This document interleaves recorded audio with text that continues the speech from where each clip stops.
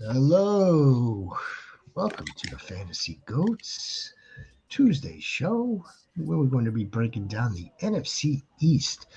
I figured this would be a good opportunity for us to dig into what has happened this offseason. Give you guys, just a recap of the key offseason moves. Just came off of the heels of the NFL draft, so we compound these teams' draft picks with the offseason moves. I figure maybe we'll give them a composite grade. Maybe, I mean, they all did well for the most part for what's on paper, right? So, I mean, like, yeah, we want to give them a B minus, B plus, B. It's all negligible. We obviously, I think we would all agree, Rhino and JX, that the teams have improved.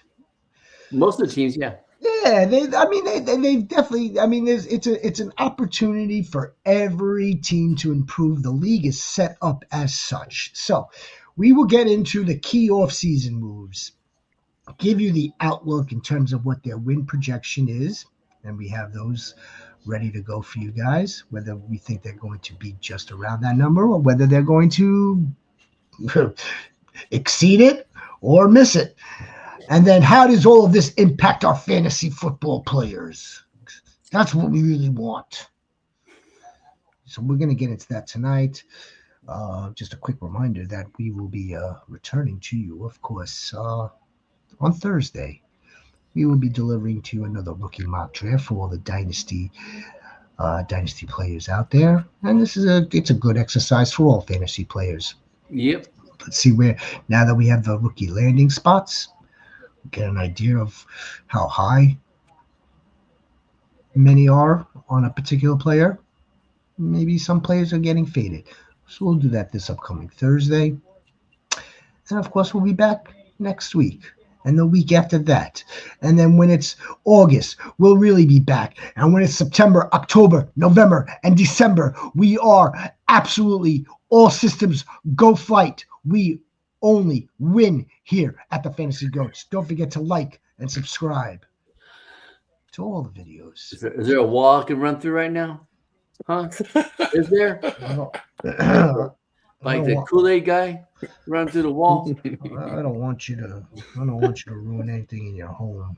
Maybe we should get you like one of those, not like I guess it would be an artificial wall, but it's still a wall. A wall is a wall. But it'll be like one of those like what they would have on like a movie set.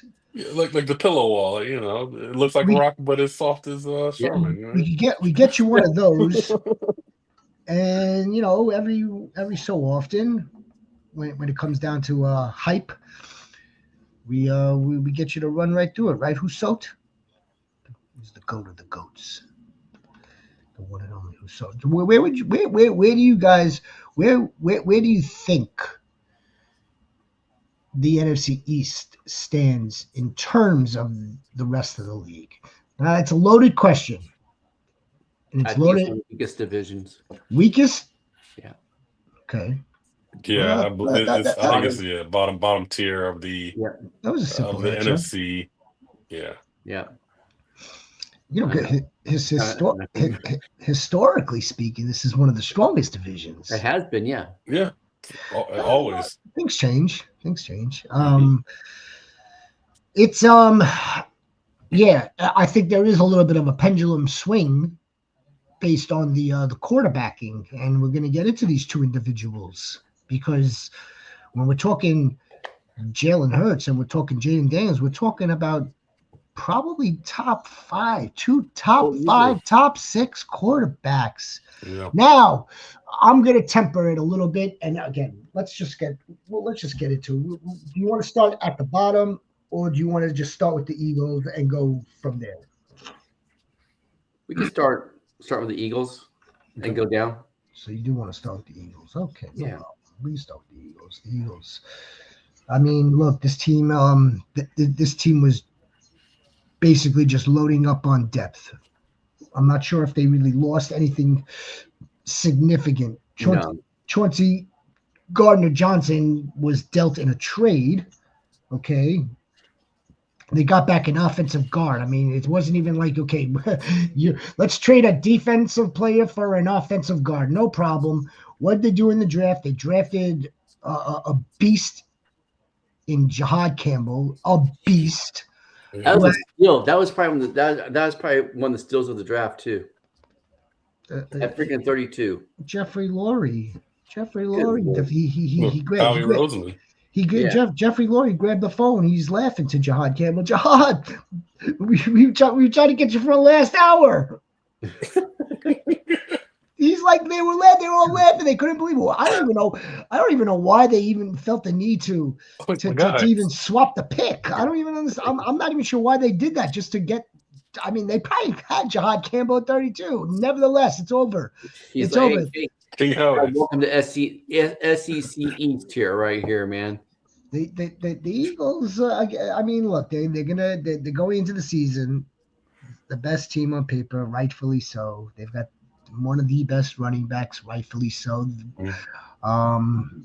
He had an absolute historic one for the ages season, Saquon.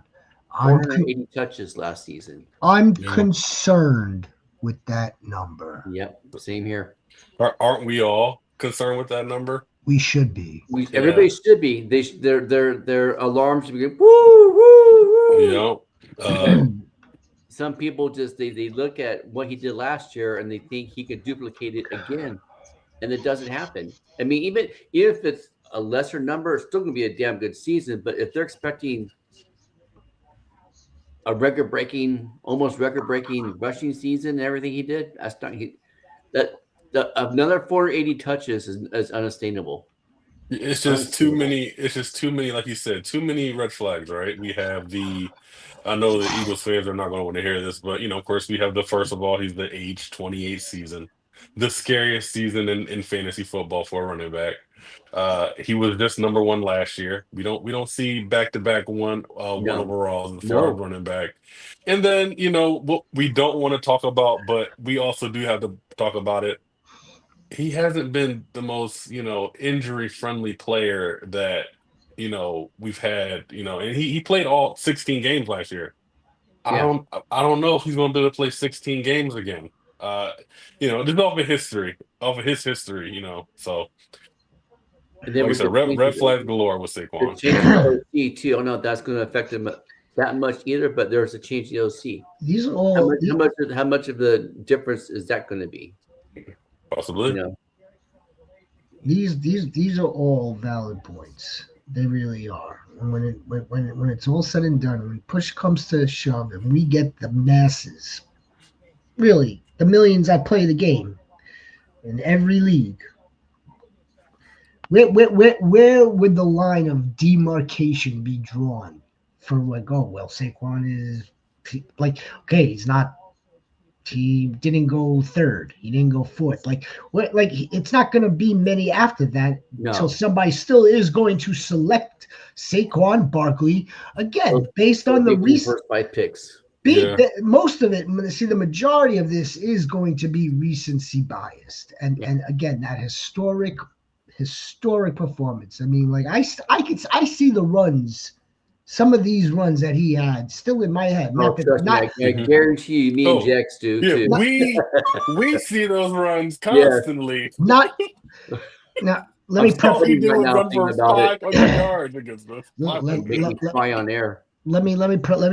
it.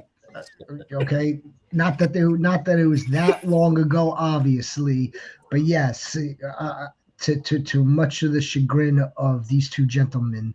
Yes, some of those were against the Rams, but it was more than just that. It was more than just the Rams. I'm not. When I say I can still see the runs, I just see him and nobody around him, and that's it. It was game over. And I mean, there was several of those, and what he was able to do, that one jump cut and out. Now we got to give the offensive line a lot of credit. Oh, for sure. It's one of the best in the game. I don't expect that. That's not changing either, by the way. No, not at all.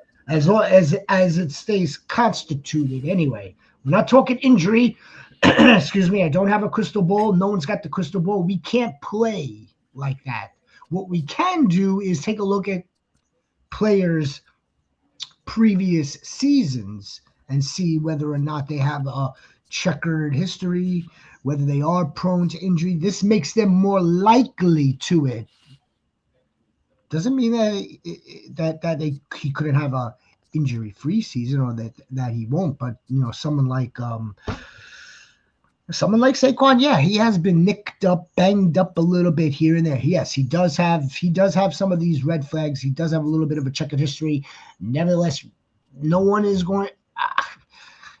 Again, I think he won't make it past a fourth, fifth. He won't make it past the 5th overall pick, in my mind. And he should be drafted a little bit later. He really should. Mm-hmm. Just for all the reasons laid out. Now we've got other Eagles for the first time in probably his career, probably since a rookie. A.J. Brown is probably, I'd say, fallen out of the first round of early ADP at this time.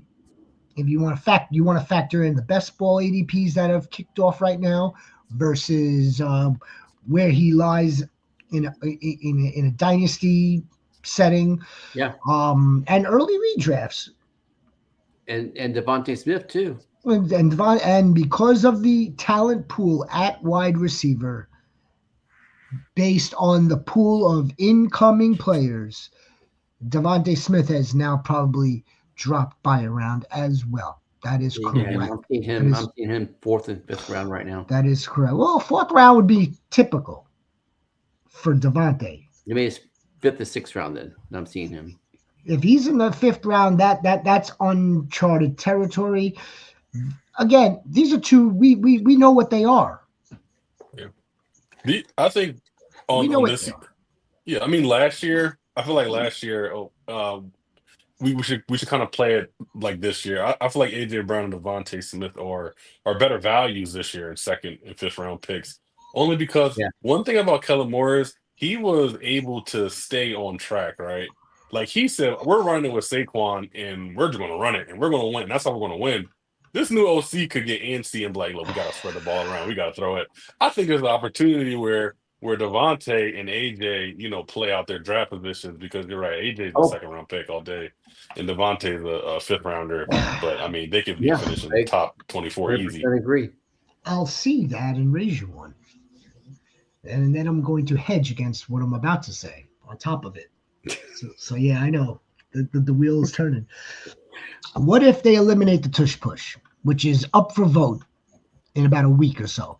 They eliminate that tush push, and they don't have the same type of success at the goal line, on 1st, on 2nd down, that may actually, it may cause more passing on 3rd down than normal. I mean, that's possible. What if the Eagles aren't as effective running the ball? What if we see more teams stack the box on Saquon like we saw the Chiefs do, and then dare force Jalen to make the throws? Now he made the throw. He made the throws when it counted the most. He absolutely did. So by all means, it's not like the man can't, but this could lead to increased passing volume, where now, yes, A.J. Brown would be a fantastic 2nd round value. The devout GOAT himself, if you drafted him as a wide receiver, low-end wide receiver 2, highest of end of wide receiver 3 out of the 5th round, this could lead to smashing their ADPs. Yeah, absolutely. Now I'm hedging against myself because let's say even if they do ban the tush push, they're going to figure something else out. Okay, because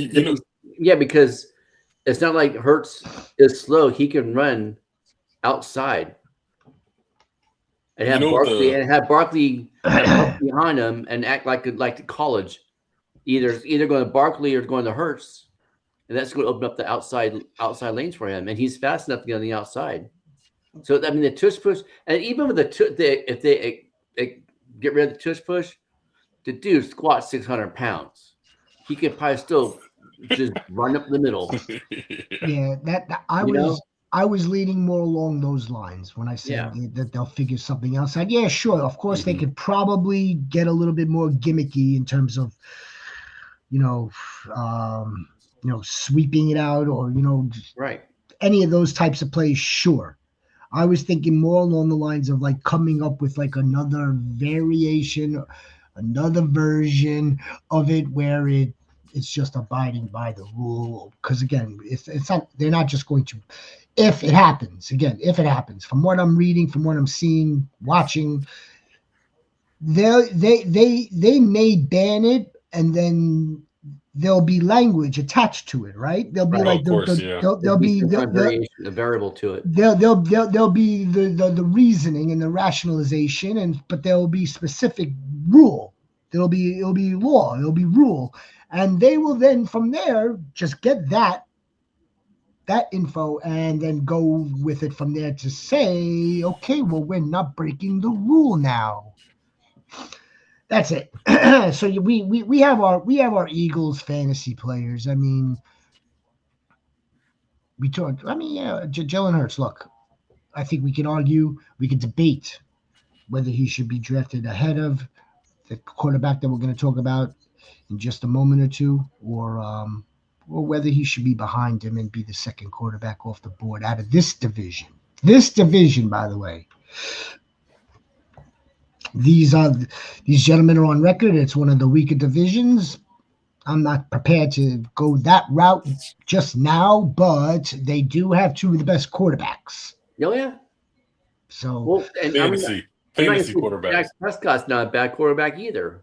Oh yeah, he's a top 10 quarterback. Yeah. Oh man, the GOAT. What's the matter, GOAT? Devontae, man. Come on, GOAT. Devontae never leaves us. He never leaves us. Of course it's Jamar Chase. Devontae Goat could take a hike, he says. He's already out on Devontae. He's out on the Super Bowl champ. Our dude is fickle, man. Look, you know what? I gotta respect it because there's some unbiased that's taking place there. We can't be biased with our players. That's the one thing you're gonna hear a lot. You're gonna hear a lot of here.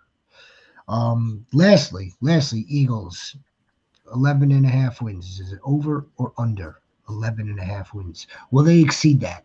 I think that number's probably. I think it's dead on. I think it'd be 11. 11 is again that would be a couple losses. Couple more losses, I should say. Couple more losses. If it's 11.5, then no. Well, you can't. There's no. The half here is for the betting suckers, by the way. Yeah, I think it is 11. They're probably going to split with Washington. Beat Dallas, beat Washington. That's 5 right there. I think 11 is the exact number. They're not going to sweep the Cowboys and Giants again this year. So I think they might. Not the Commanders though, but not the Commanders. No. Nah. Well, all right. Let's speak about these Commanders. They have themselves an offseason. Mm-hmm. And it started off with a bang too with Deebo Samuel. Bringing in Deebo Samuel. Let me tell you real fast. This team has done nothing but the opposite of what we've been accustomed to for a good portion of our football history with Dan Snyder. So they got a new owner 2 years ago. They got brand new head coach, brand new general manager. They got a brand new quarterback last season. They're hosting a draft. They were in an NFC championship. I mean, like things are like really, really good for this team. Mm-hmm. So when you're really good, you attract off-season players. Deebo wants to come play in DC. All right.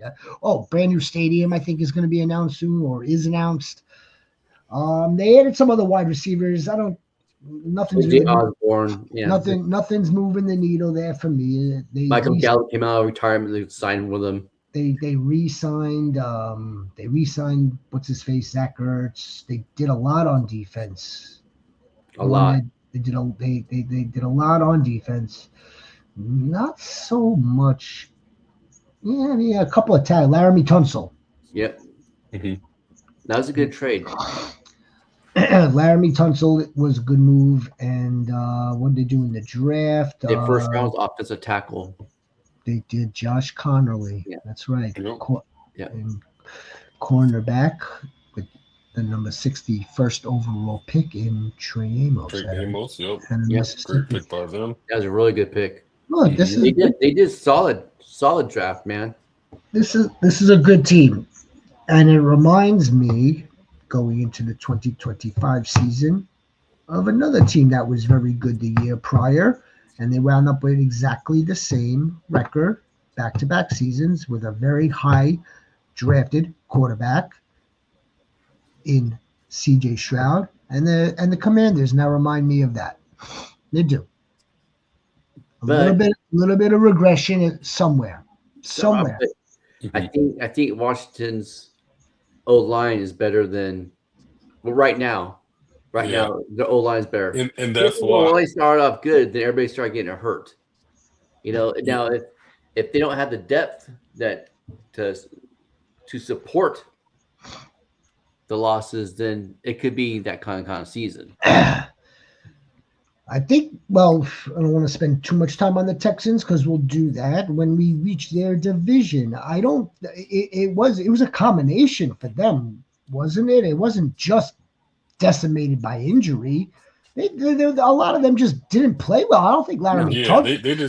They just didn't play good. Yeah. Laramie Tunsil didn't get injured. That line wasn't working. I think it cost Bobby Slowick his job overall. Yeah.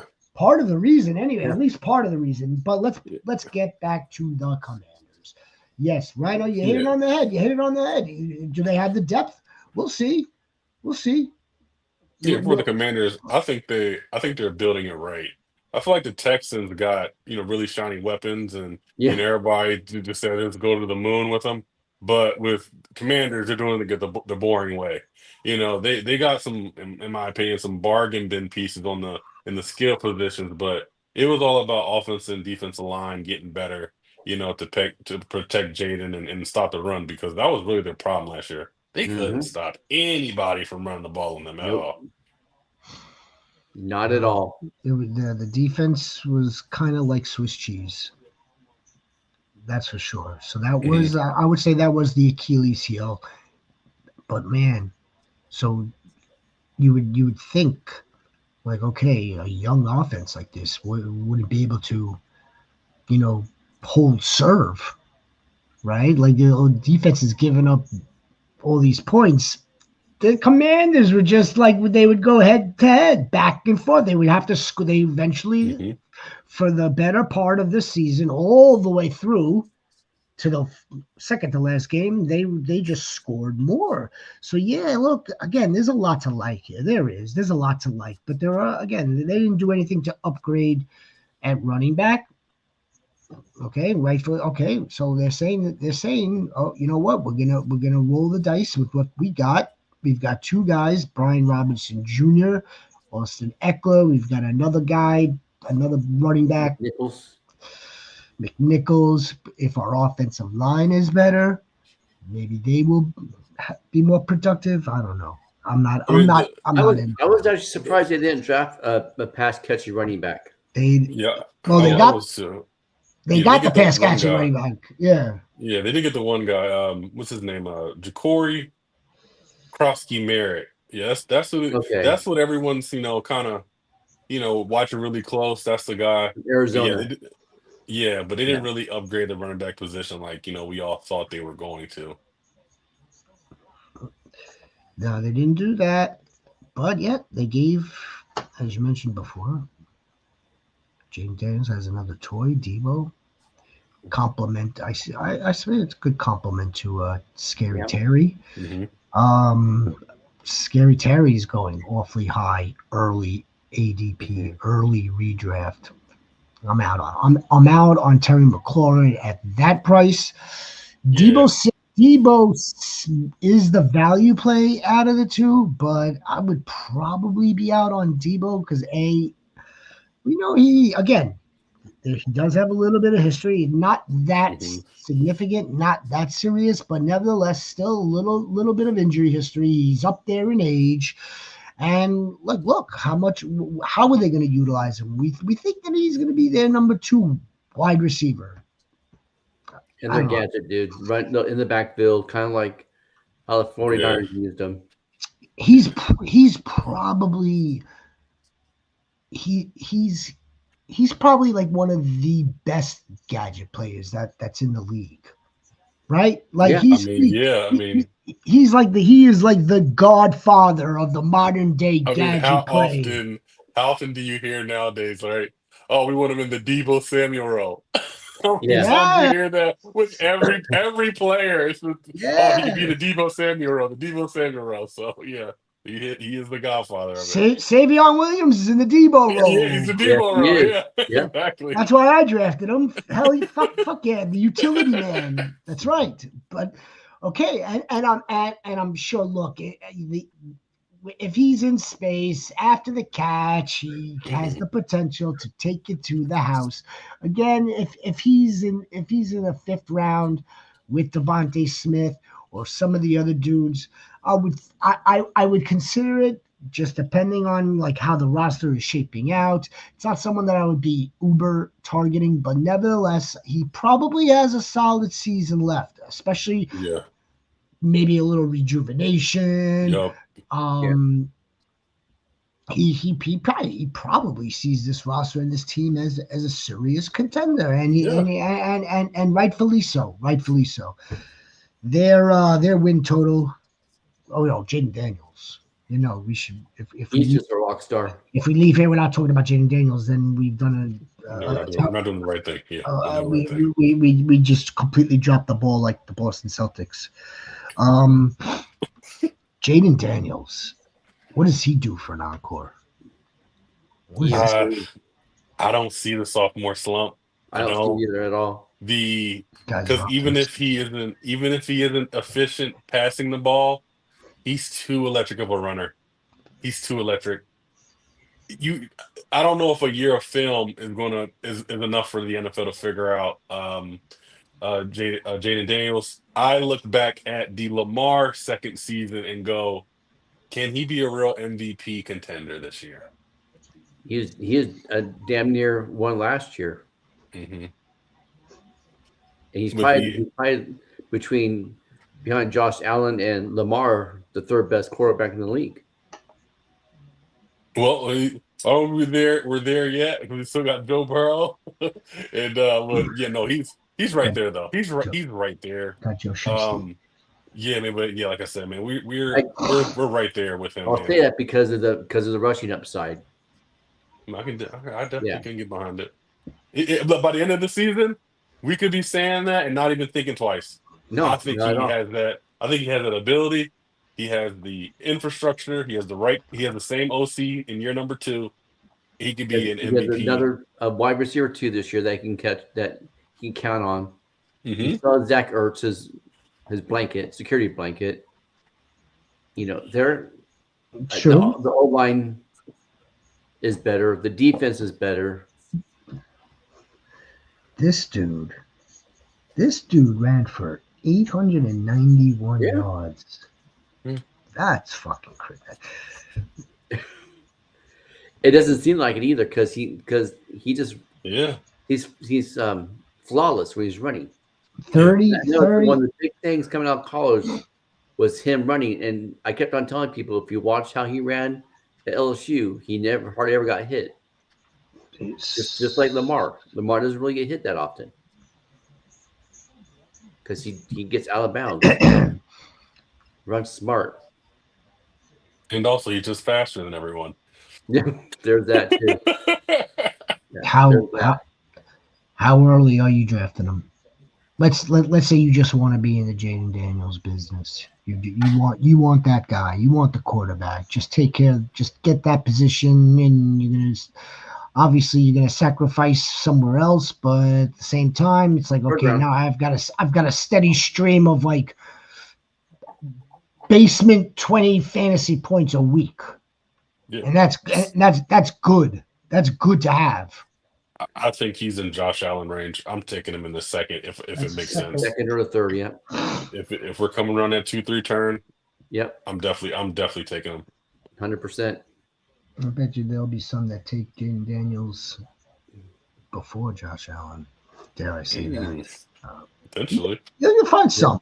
Oh, no, yeah. Listen, off the hype alone, I wouldn't be surprised if we see drafts where Jaden Daniels the first quarterback taken. And, like you said, people let Josh fall, Lamar fall, Jalen fall, but just because he's a shiny new toy. Mm-hmm. Man, I'm gonna look. I had him last year as well. Certainly not that high. Didn't have to draft him that high. He was a super flex, and you rode him. You rode him all the way. He won a lot of leagues for people last year. Yeah. 1 year. Yeah, Warrior. Damn. All right. Yeah. Look. Shit. I'm excited to see what he does for an encore. I'd like him to not regress. It'd be nice to see progression.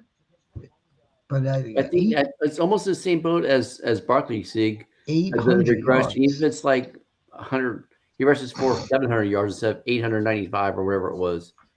Even if it's that kind of regression, he's still going to be a top 5 quarterback by next season. It's not, the regression is not going to be that bad. Not where we're going, oh shit. 25. And if he runs for 700, that probably means he's throwing for a little more than 4,000. I can't remember how he had it last year. I think it was like 38. But if he's running for 700, he's throwing over 4,000. Mm-hmm. I just think the sky's the limit for the guy. And yeah, I mean, he only threw 25 touchdowns. So I mean, that number could easily go up. With Debo there, it'll go up. Should go up. Yeah.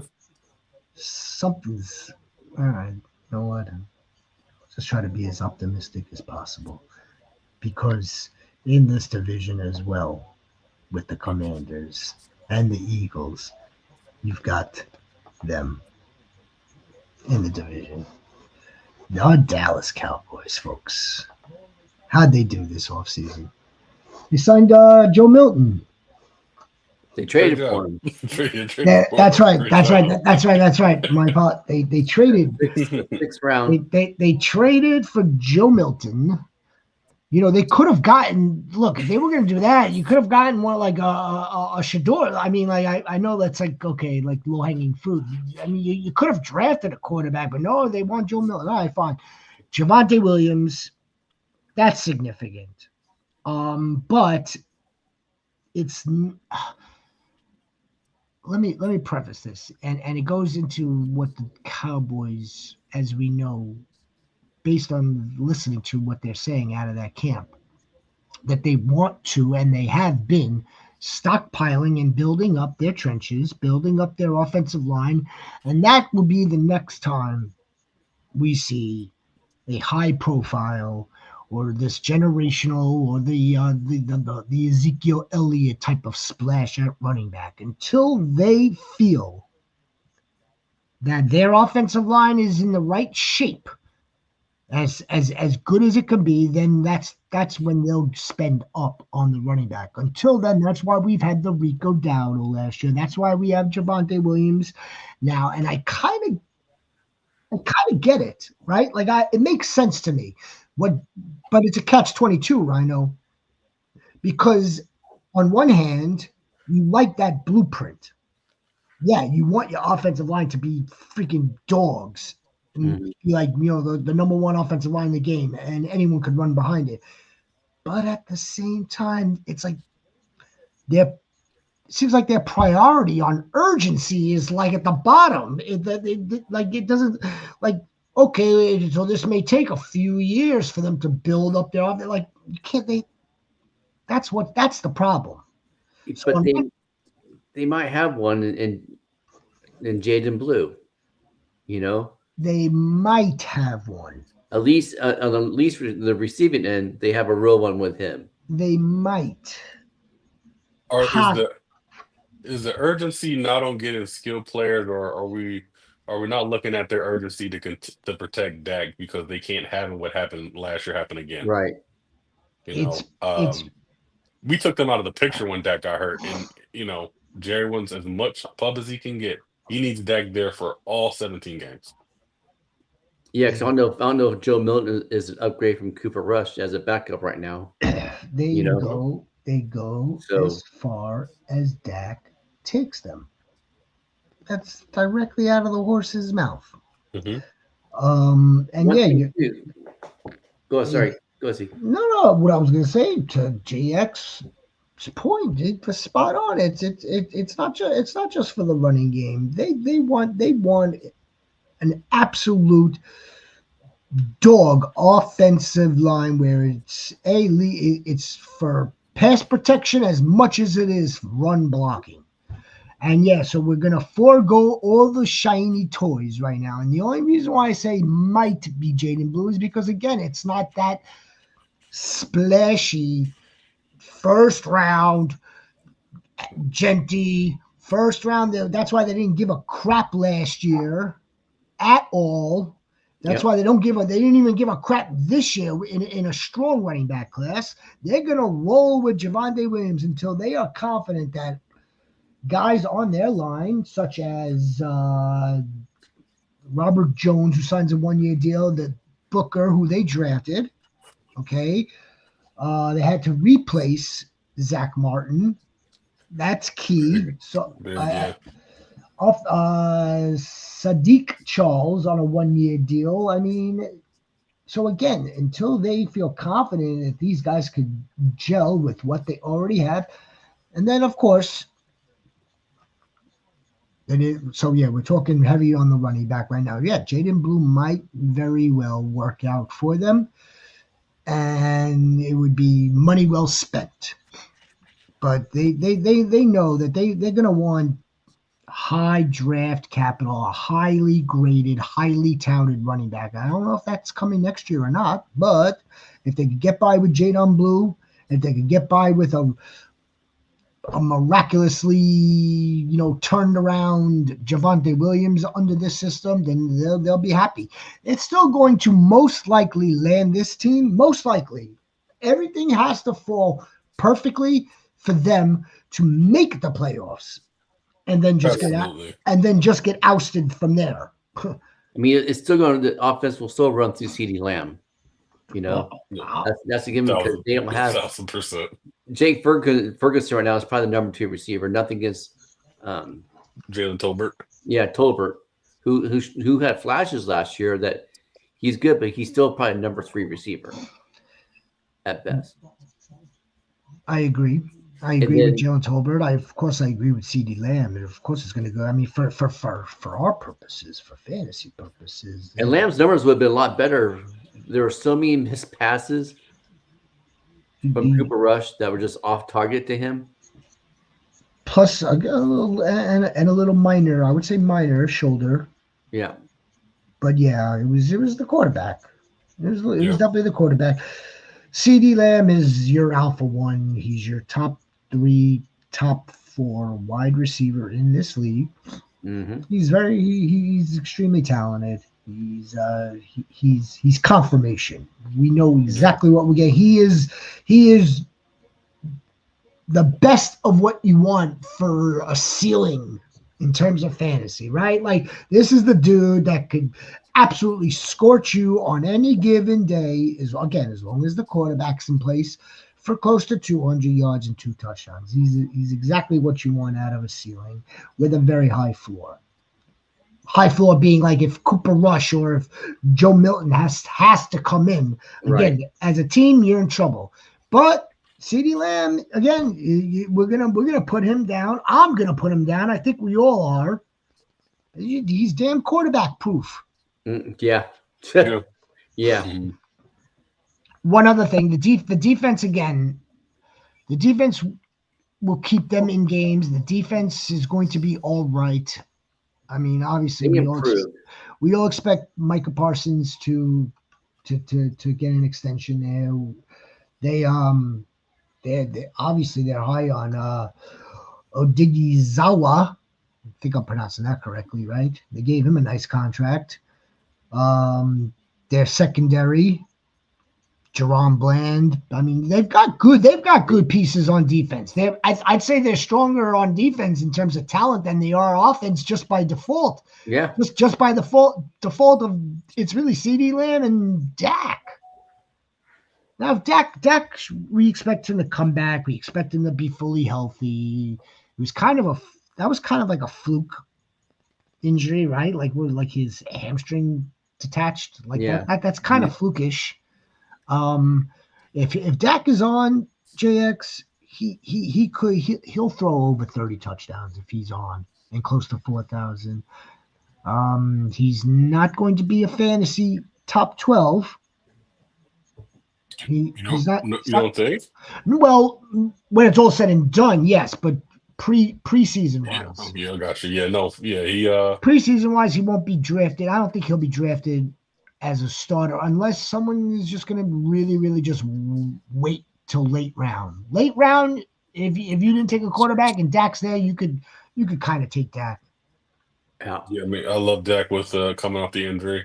I love CD coming off the injury too. I mean, his ADP is probably what, maybe 7-8 right now. I was gonna say less.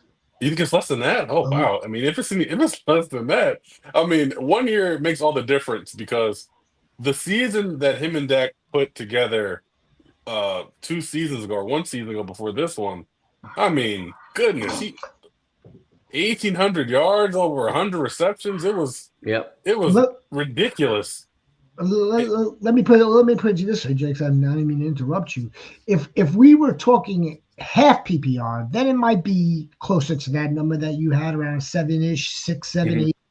If it's a PPR league, he should be the 3rd or 4th player overall.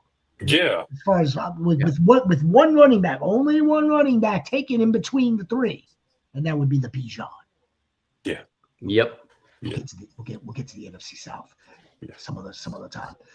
Yeah. Look, again, we got confirmation. We have confirmation by some CeeDee Lamb, like we do with Jamar, like these do. He's one of the best wide receivers in the game, with or without Dak. One last player on the Cowboys that makes all the bit of difference to the success of the team. You ready? Long snapper. Trent Sieg. Don't forget the long snapper for the Cowboys. Trent Sieg. All right. Jerry, I'm rooting for you, Jerry. I like the look. The league is better off when the Cowboys are winning, I'd say. Actually, I'm not sure about that because everybody loves to hate them too. Yeah, everybody loves to hate them. Yeah, I take that back. Football's in a much better place when the Cowboys are losing. They're at a 7.5 win total. I think they get above that, but I think they'll be around 9 or 10. I think they'll. I was going to say 9 and 8. I was going to say 9 and 8, maybe just sneaking in as a wild card. Yeah, I think their floor is 8 and 9. But I think that 7.5 is pretty doable for the Cowboys. I'm not a fan of Schottenheimer's offense, so because they never. No, I think they've never gotten ranked more than top 15, maybe the best, something like that. That's the other thing. We're not factoring. The head coach. He might be a lame duck. It's a new head coach. He might be out of a job midway through the season. Yeah. It's amazing to me. It's amazing. It wouldn't surprise me. Mm-mm. All right, and last and least, be the New York Football Giants. Well, they got active. They got active in the offseason. They went exactly where they had to with the quarterback. You know what they did. We know what we did with Russ and Jameis, and then they drafted Jackson Dart, which is a savvy move, I would say, for the future. I know we spoke about this a little bit yesterday in terms of when will Jackson Dart start? And I thought about it afterwards because I said if he has to start this season, or if they have to put him in early, then the season's already lost. Yeah. Well, I kind of yes, I still agree with that, but I also think I've recalibrated my response.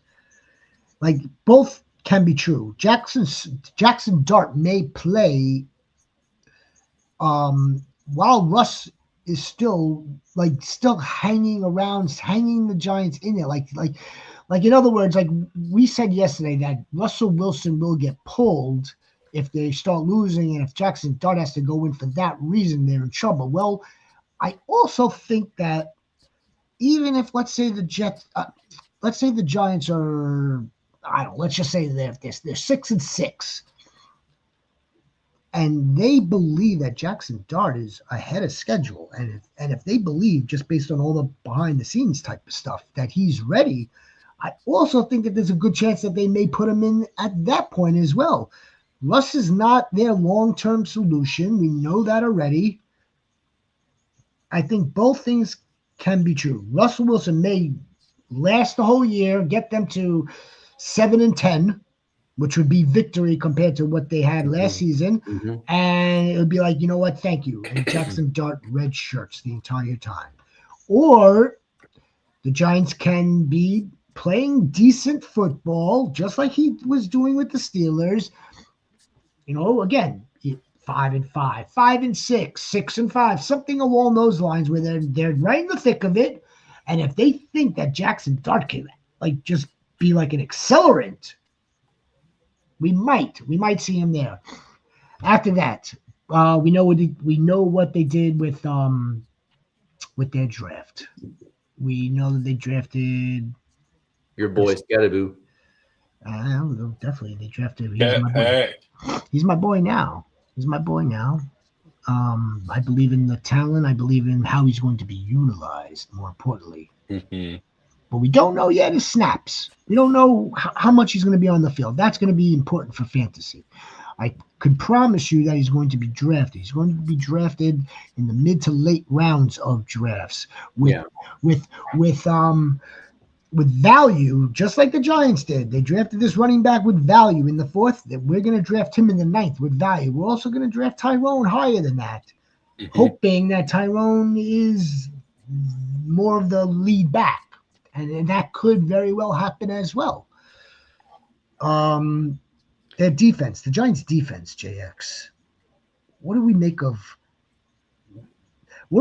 having Kayvon Thibodeau, Brian Burns, and now Abdul Carter? It makes you go. Why Jerry picked Tyler Booker? Because that's a dangerous group of players.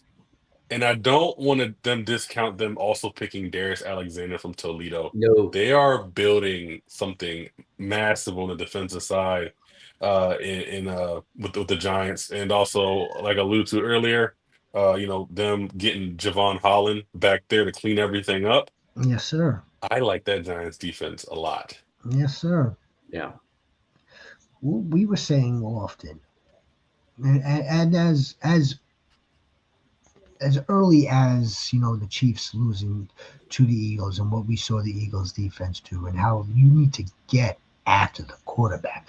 Maybe, just maybe, aside from the fact that we know that the Giants took the best player on the board at that time. They took the best damn defensive player on the board. They didn't care that they had the same position. They want to wreak havoc as much as possible. They're going to try and get after. That's right, Dak twice, Jaden Daniels now twice, Hurts twice in the division. They have to compete in their division, and this also, the vibe is like it's a throwback. They're retroactively trying to reshape this roster to what the 07 and the 2011 teams were. Those are strong defensive teams with strong running backs and a above competent Eli. Now, I would say Russell Wilson's probably competent. Yeah. We don't know what we have, and we don't know about Jackson Dart. What about he- Jameis and Winston? Do you think he plays if before Dart does? If Wilson is floundering? I don't. I don't. I don't think Jameis is there to play any football games. I don't. Unless all bets are off if there's like significant serious injury. And I guess that would be Russell, and that would be Russell early. And again, and then B, very contingent on like how Jackson Dart's doing. I mean, I know they didn't draft this dude just to like screw around with him like in like a bubble somewhere. Like they I feel like they kind of did though. I just don't see him playing this year. Well, not to screw around, maybe not. Yeah, I just don't see him playing this year. I just don't see He the is another path. issue. No, man. He may not play this year, but Yeah, we would I'm saying expect him. this year. No. That should fully be on the table. Fully. Like if Russell is actually doing well, if the Giants are in the thick of it, if the Giants are playing meaningful football week 17 or week 18 with Russ, they'll give Jackson Dart the entire season, much like J.J. McCarthy just had. Absolutely. They don't have to. It just gives them this.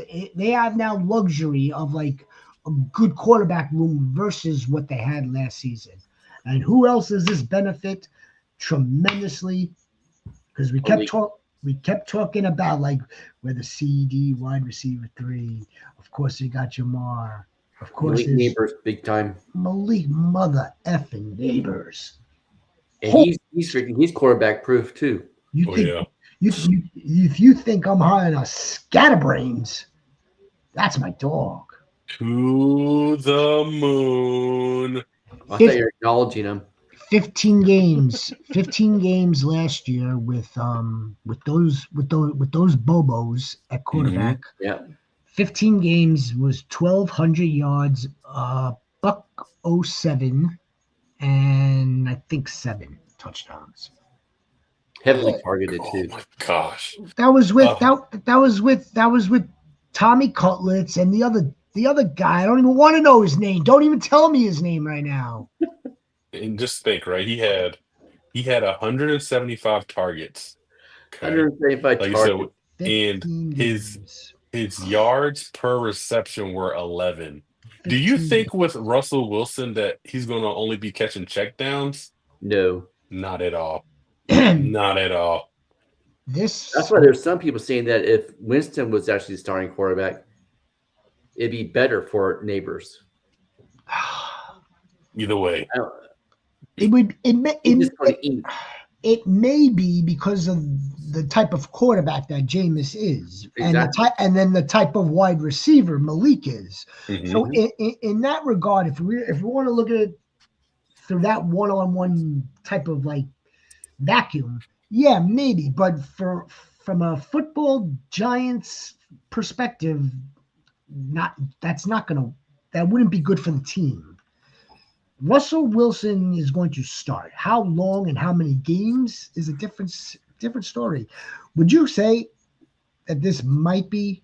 And we'd have to think back. Obviously, he has a pretty strong, long career. This might be one of the best wide receivers he's had. No, this is this is the best wide receiver he's ever had. Malik Neighbors, yeah.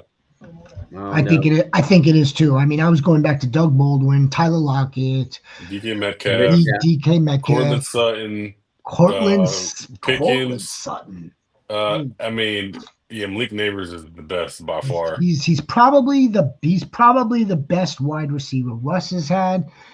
And he's stepping into his second year. This is takeoff, as you illustrated to us, JX Warrior. This is takeoff. Can I say takeoff for one more too? Of course. One more takeoff for the Giants. The quietest 140 targets last year on the Giants. Who am I talking about? Wan'Dale Robinson. Wandalius, yeah. Wandale. What was his yard per catch? Like 2? It was 7.5. It's not good. It's not good. It's not good. But I'm not turning down 140 targets. I'm not. I can't. No. I have to play it and see what happens. What if little Jordan takes over that role? Little Jordan, Humphrey. little, God. little Jordan, baby. I Look, love little Humphrey. They brought little Jordan. He's no Trent Sieg, but we got little Jordan on the Giants now. They're projected. They are projected to only win 5 games. I think that's low. I do. Call me a homer if you like. I do root for the Giants, much like Rhino roots for the Raiders, but he's a Ram. I'm a Jet, but we'd like to see both teams do well. They don't normally both do well. I think that's low. I think so too, because I think that's a low. No, that's too low. Abel and show how you say they're fighting for their jobs right now. Yeah. And then that. So if they are floundering the first 5 games, will they throw Dart in? Oh man, I really hope not. I really hope not, man. I don't want to see Dart. Desperate things, dude. I just don't want to see Dart in the Giants, and I want to see. I don't want to see Dart in game uniform. I want to see him in Giant sweats. Let me every Sunday with a clipboard and the headset. That's what the headset. I'll just put it this way. I mean, I think that if they could afford not to, I think it would be the best situation for him to just sit back, just soak it all in, have that red shirt ear, have the little earpiece, listening to all the shit that's going on. Learn from Russ. I know we like to clown Russ. I mean, the one thing that's remained true still till today, he's about average. He has a Super Bowl to his credentials. He's a professional. Okay, so I'm sure he can learn from Russ. Jameson too. And Jameson, I'm sure. Jameson. The other thing I would say, and then we could call it an evening, gentlemen. The other thing I'll say is, look, again, if he looks really good, if they think that he has came on, if they believe that he's got all the concepts down, if he's got cadence down, the progressions, if you know you have to, Brian Dable's progressions aren't left to right. Did you know that? Mm-hmm. They're top, up high, down to the line of scrimmage. Mm-hmm. If he's gotten all that down, then they may say, yeah, he's ready. With Malik Neighbors starts getting in the coach's ear saying, hey, can we get Dart in here? He's a better quarterback. If we want to win, coach, put Dart in. Then we have a problem. Yeah, we got a problem. We want to put Dart in. We have a problem, just like we had when Garrett Wilson was asked about about a quarterback change when it came to Garrett Wilson airmailing a check down. And Garrett Wilson went way too vocal for a rookie. You knew it was a problem right there. Yep. Then there's a problem. I'd like to think that Malik Neighbors wouldn't act like that, and I would also like to think that was out of character for Garrett Wilson. Mm-hmm. But Garrett Wilson wasn't wrong either. You just can't say that shit. So Malik Neighbors, hopefully, not on wood, we don't hear that type of soundbite. Hopefully. Yeah. Right. I do got one question before we get out of here, because we're going through the win totals. We didn't really touch on the Commanders. We believe that the Cowboys are going to win 8. We believe that the Giants are going to win about 6 or more. So there has to be a regression at the top. Who do you think is the closest to regressing between the Eagles and the Commanders there? We're at 11.5 and 9.5. I think Eagles. The Eagles? Okay. I think that number for the Commanders is probably one of those sweet spot bullseyes. They probably get to 10 with a game or so regression. Because remember, they got in with a wild card at how many wins last year? 12? I thought they had 10 wins last year. They had 10 wins last year. They're You sure it was not 11? No, 10-7. No, it was 10. It was 10. They were 10-7, yeah, because they were like the So? last seed to get in. So I would expect either that or one game off to 9 wins. See, I'll say I think they're gonna have 12 wins. I'll say 12 for Commanders. They lost a lot of close games. See, now there's a lot more room with the Eagles for regression. If they regress down to 11, that would be regression, considering how many games they won last season. Yeah, they won 13 last year. So there's more wiggle room with the Eagles, but the Commanders, I think, are going to be spot on that number one way or another. Either they get it to 10 again, or they wind up being one off in the loss column to 9 and 8. Yeah, I'm just looking at those win totals, and I'm looking at the Giants' win total, and I'm like, their defense should be able to get them 6 wins.